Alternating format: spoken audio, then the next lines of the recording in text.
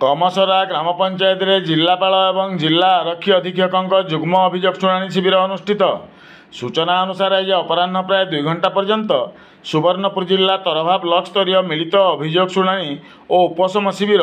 तरभा पंचायत समिति अंतर्गत कमसरा ग्राम पंचायत कार्यालय सम्मुख प्रांगण ठारे अनुष्ठित हो जाइछि। जिलापाल सुवर्णपुर डॉक्टर नूपराज साहू और आरक्षी अधीक्षक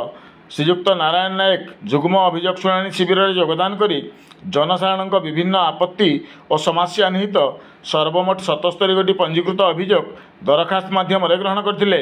तन्मध्यरु 57 गोटी व्यक्तिगत रहिथिबा बेले 20 गोटी सामूहिक अभियोग थिबा जणा पड़िछि। गोटे अभियोग पत्र तुरंत अभियोग शुणाणी शिविर में समाधान कराइथिबा बेले बाकी समस्त सामूहिक और व्यक्तिगत अभियोग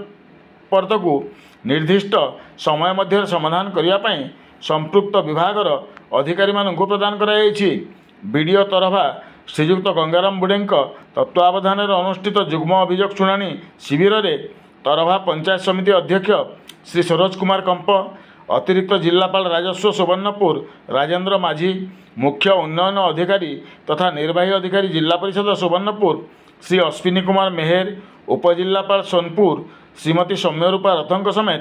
तहसीलदार तरभा सुश्री श्वेतालीना महाणा, सरपंच कमसरा ग्राम पंचायत श्रीमती कुंतला रणा तथा विभिन्न जिला स्तरीय अधिकारी, तहसील और ब्लॉक स्तरीय अधिकारी, कर्मचारी, जिला पंचायत अधिकारी तथा जिला झू सूचना और लोकसंपर्क अधिकारी सुवर्णपुर श्री अर्जुन माझी समेत सांबादिक योगदान करथिले। एही अवसर में कमसरा ग्राम पंचायत अंतर्गत जमकानी गोठ ग्रामर भिन्नक्षम व्यक्ति श्री परमानंद सन्यासी और बदजोर ग्रामर भिन्नक्षम व्यक्ति श्री चंचल नायक को व्हील चेयर जिलापाल सुवर्णपुर डॉक्टर नूपराज साहू प्रदान करथिले। कमसरा फांडी को थाना रे परिवर्तन करने अभियोग होता बेले कमसरा फांडी को थाना रे रूपांतर करने निमंते आरक्षी अधीक्षक श्रीयुक्त नायक सरकार को पूर्वर सुपारिश करथिबा सूचना देथिले।